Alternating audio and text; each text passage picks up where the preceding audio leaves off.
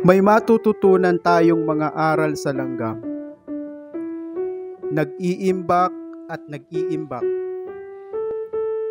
Naghahakot at naghahakot.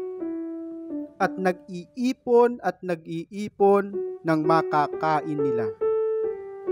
Sa panahong hindi pa dumarating ang ulan, ang malakas na unos o bagyo. Upang kung sumapit man ito, ay mayroon silang sapat o higit na makakain nila na hindi na nila kakailanganin pang lumabas. Ano ang lesson na makikita natin doon?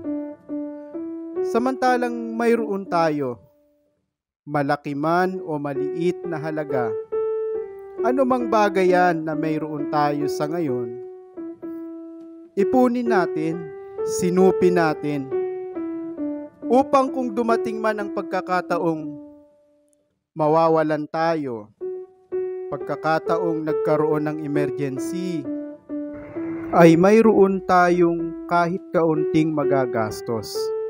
Hindi na natin kakailanganin pa na agarang maghagilap ng pera, kung kanino tayo lalapit, kanino tayo hihiram, kanino tayo makikiusap, kanino tayo manghihingi ng tulong.